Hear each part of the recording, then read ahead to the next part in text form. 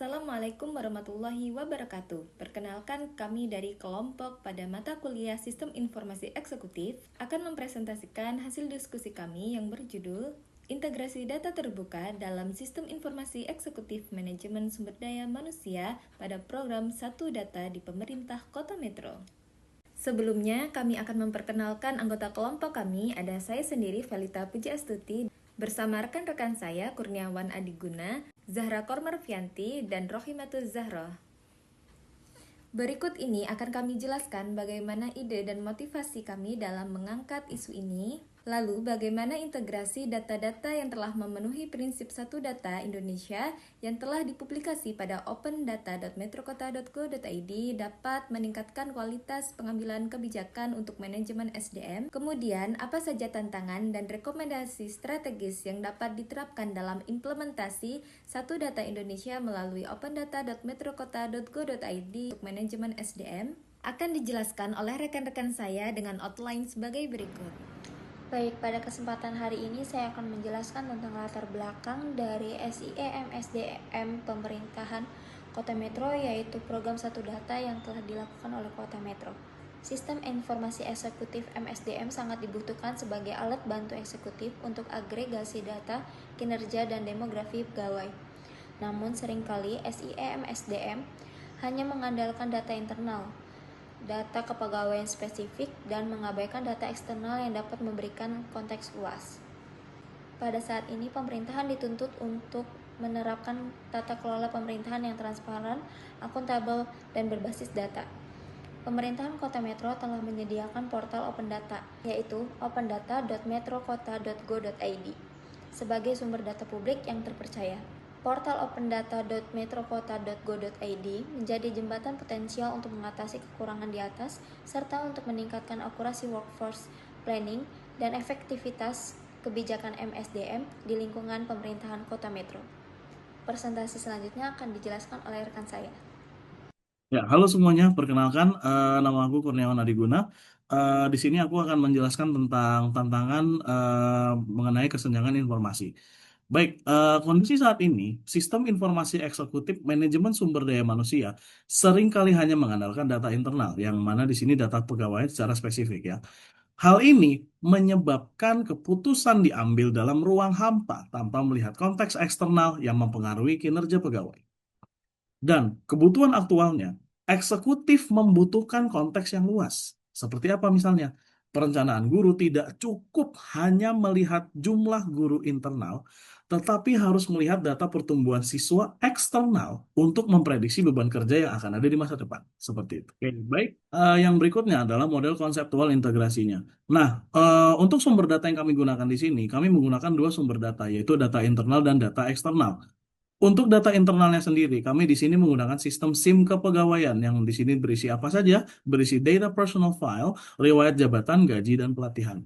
Dan untuk data eksternalnya, kami menggunakan data dari website opendata.metrokota.go.id yang di sana di website tersebut berisi data kependudukan, pendidikan, dan laporan kinerja.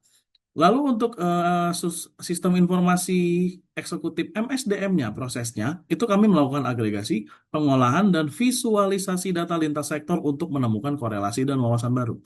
Dan sehingga output atau kebijakannya di sini akan tercipta kebijakan workforce planning yang akurat, relevan, dan responsif terhadap kebutuhan masyarakat. Selanjutnya, di sini saya akan menyampaikan materi terkait tantangan dan rekomendasi. Untuk yang pertama, yaitu tantangan implementasi. Dalam tantangan implementasi ini, terdapat 4 hal. Untuk yang pertama, yaitu konsistensi dan kualitas data. Validitas dan ketepatan waktu pembaruan data di Open Data harus dijaga. Kesalahan metadata dapat menyebabkan analisis yang keliru. Yang kedua, isu privasi dan keamanan. Data internal kepegawaian yang sensitif harus dilindungi dan dipisahkan dari data publik. Batasan antara data yang boleh dibuka dan yang harus dirahasiakan harus jelas. Yang ketiga, keterbatasan API. Jika portal Open Data belum menyediakan API atau Application Programming Interface yang memadai, proses integrasi data harus dilakukan secara manual atau semi-otomatis yang berpotensi menimbulkan delay dan error. Untuk yang terakhir yaitu gap update data yang cukup jauh.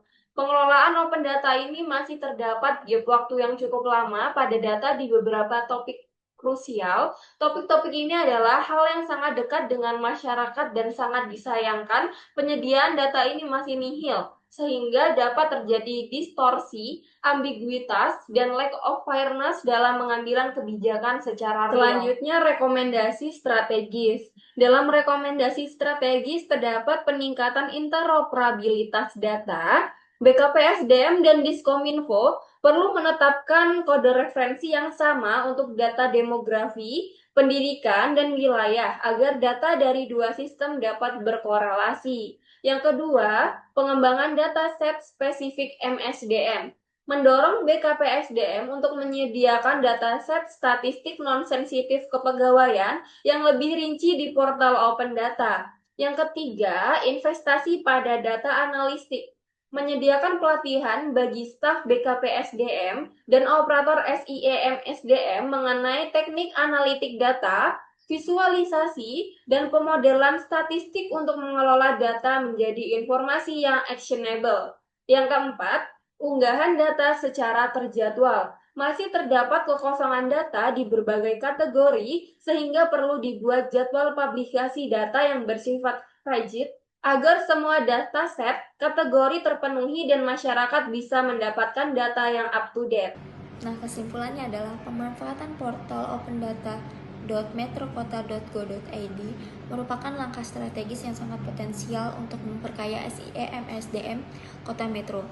Data eksternal seperti data kependudukan, pendidikan, dan kesehatan sangat relevan untuk analisis workforce planning makro, menentukan formasi dan perencanaan pengembangan kompetensi.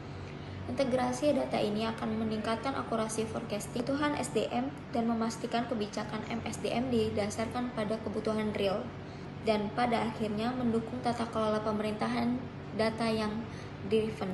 Demikian tadi presentasi dari kelompok kami berharap dapat bermanfaat dan mudah dipahami. Terima kasih karena telah menyimak presentasi kami. Akhir kata, wassalamualaikum warahmatullahi wabarakatuh.